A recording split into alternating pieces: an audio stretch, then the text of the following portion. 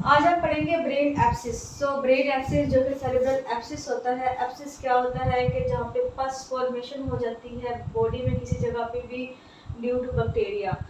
अगर ब्रेन के अंदर इन्फेक्शन जाता है किसी भी वजह से, जो मल्टीपल कॉजेज है हम बाद में पढ़ेंगे किस तरह से ट्रांसमिट होता है इन्फेक्शन ब्रेन में। लेकिन जब ये इन्फेक्शन जाएगा ब्रेन के अंदर तो ब्रेन के अंदर बैक्टीरिया जो है वहाँ पे लोकोलेटेड एक जो है कैप्सूल बना लेंगे और दरमियान में जो है सपोरेशन स्टार्ट हो जाएगी, मेन पस फॉर्मेशन स्टार्ट हो जाएगी। वो उस एरिया को जो है वो ख़त्म करना स्टार्ट कर देंगे और जिससे वहाँ पे पस फॉर्मेशन हो जाएगी और ब्रेन के सेरिब्रम के अंदर रिंग इन्हेंसमेंट नज़र आएगी सीटी स्कैन पे। जब हम सीटी स्कैन करेंगे तो वहाँ पे ब्लैक कलर के जो है ना वो बड़े बड़े सर्कल्स नज़र आएंगे, जिसमें वो बाहर वाला जो पार्ट होगा वो वाइटिश होगा, रिंग फॉर्मेशन होगी, फाइब्रस कैप्सूल बना लेंगे और अंदर की तरफ जो है वो पस होगी। ब्रेन एब्सिस जो है वो आपका 2 स्टार टॉपिक है, इम्पॉर्टेंट है ये भी। इसके साइन एंड सिम्टम्स की अगर हम बात करें तो इसमें जो है 3 तरह के मेन सिम्टम्स आते हैं। अगर पेशेंट आपके पास आया है फीवर के साथ और वो कहता है कि मुझे डल एंड कॉन्स्टेंट हेडेक रह रहा है और साथ ही साथ उसको कोई फोकल न्यूरोलॉजिकल साइन है, क्रेनियल थर्ड 6 इन्वॉल्व हो सकती है, उसकी डेफिसिट हो जाए उसका।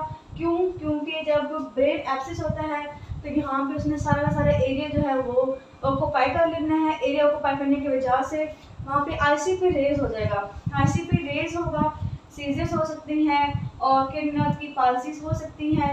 इन सब में कोई भी साइन सिम्टम्स आ रहा हो तो आप फ़ौरन से सोचें कि इस पेशेंट को ब्रेन एब्सिस हो सकता है। ऐसी कंडीशन में आपने फ़ौरन से सीटी स्कैन करवाना है। सीटी स्कैन जो है वो उसका इन्वेस्टिगेशन ऑफ पॉइंट है। लेकिन सीटी स्कैन तो आपने करवा लिया, सीटी स्कैन पे जो है जो छोटे छोटे एब्सिस होते हैं वो नज़र नहीं आते, या अगर पोस्टीरियर साइड पे हैं, सेरिबेलम वाली साइड पे हैं तो वो एब्सिस भी नज़र नहीं आते। ऐसी कंडीशन में एमआरआई बहुत इंपॉर्टेंट है। जब भी आपने सीटी करवाना है पेशेंट का और आपको एब्सिस मिल गए हैं, साथ ही आपने उसका एमआरआई करवा लेना है।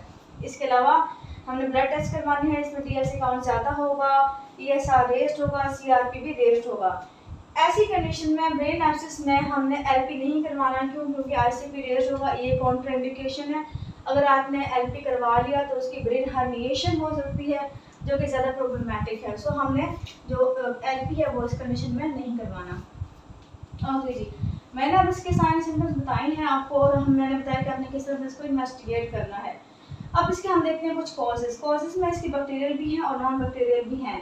अगर हम बात करें बैक्टीरियल की तो बहुत सारे इसमें स्ट्रेप्टोकोकाई हो सकता है, स्टेफाइलोकोकाई हो सकते हैं, एनोरोब्स हो सकते हैं। जो स्ट्रेप्टोकोकाई हैं वो कैसे स्प्रेड करेंगे अब बताती हूँ आपको। मोड ट्रांसमिशन में जो है ना वो 3 तरह के मोड हैं। एक है डायरेक्ट स्प्रेड। हमारे ब्रेन के इर्द गिर्द क्या है, साइनसिस हैं, उनका अगर इन्फेक्शन हो जाता है जैसे साइनोसाइटिस हो जाए तो इस कंडीशन में स्ट्रेप्टोकोकाई जो है वो डायरेक्टली जो है वो फ्रंटल लोब पे चला जाएगा। इस तरह स्ट्रेप्टोकोकाई जो है वो इन्वॉल्व होता है। स्टेफाइलोकोकाई जो है वो मोस्टली ट्रॉमा में पेशेंट को इफेक्ट करता है। अगर ट्रॉमा हो जाए हेड का तो बाद में उसको इन्फेक्शन हो जाए तो स्टेफाइलोकोकाई का होगा। इसके अलावा एनारोब्स हो सकते हैं। ये non bacterial causes, non bacterial में फंजाई आएंगी और किसमें ज़्यादातर ये इन्फेक्शन होगा, जो अमीनो कॉम्प्रोमाइज्ड होंगे, टॉक्सोप्लाज्मोसिस, कैंडिडा, एस्परजिलस। इसके अलावा न्यूरोसिस्टिसर्कोसिस जो है ये भी करवा सकता है पेशेंट के अंदर अगर किसी एपिडेमियोलॉजिकल एरिया में जो है सिस्टिस हो गया तो। फिर हम देखते हैं मोड ट्रांसमिशन जो है वो मैंने बताया कि 3 तरह की होती है। ड्रग स्प्रेड होता है जो कि इर्द गिर्द के एरिया में इन्फेक्शन होने की वजह से। फिर है ड्रग इनोकुलेशन जिसमें क्या होगा, ट्रॉमा की वजह से होगा। और थर्ड है वही कि हेमोरेजिक स्प्रेड मीन सेप्सिस की वजह से हो गया है।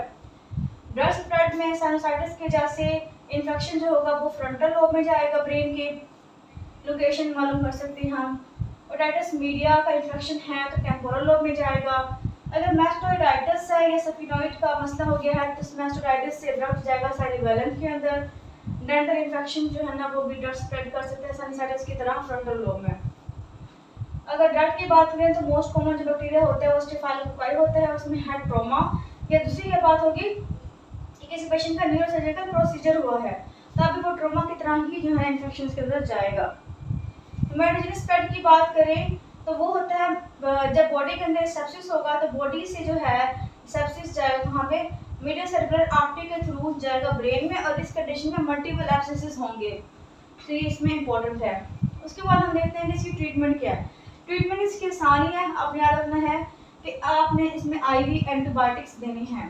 थर्ड जनरेशन सेफलोस्पोरिन के साथ ऐड करना है मेट्रोनिडाजोल को, तो ये कॉम्बिनेशन तो मस्ट है। उसके साथ आपने वैनकोमाइसिन ऐड करना है, नहीं करना, ऐड करना है तब ऐड करना है जब पेशेंट को ट्रॉमा हो या न्यूरोसर्जिकल प्रोसीजर हो, तब आपने वैनकोमाइसिन लाजमी ऐड करना है और 6 to 8 वीक्स के लिए जो है वो ट्रीटमेंट उनको देनी है। अगर लिया 2 सेंटीमीटर से छोटा है, सीटी स्कैन पे हमने देखा है, MRI में देखा है, तब आपने मेडिकली ही ट्रीट करना है, सर्जिकल की तरफ नहीं जाना। लेकिन अगर 2 सेंटीमीटर से ज़्यादा है और एंटीबायोटिक को सपोर्ट नहीं कर रहा, तब आपने सर्जिकल ड्रेनेज करवानी है। कैसे? बर होल करवा के उसको एस्पायरेट करना है या उसको एक्सरसाइज कर देना है। इसके अलावा साथ हम पेशेंट को डेक्सामेथासोन देंगे, ICP रिएक्शन से कम करने के लिए IV मैनिटोल देंगे। साथ ही साथ हमने पहले से ही एंटी कन्वर्सन दे देना है। क्यों? क्योंकि इन पेशेंट के अंदर जो है वो सीजर्स होने के बहुत ज़्यादा चांसेस होते हैं, तो हमने जो प्रोफाइलेक्टिकली जो है एंटी कन्वर्सन दे देना है। तो ये इतना टॉपिक है, बहुत ईजी है, तो आपने इसको याद रखना है।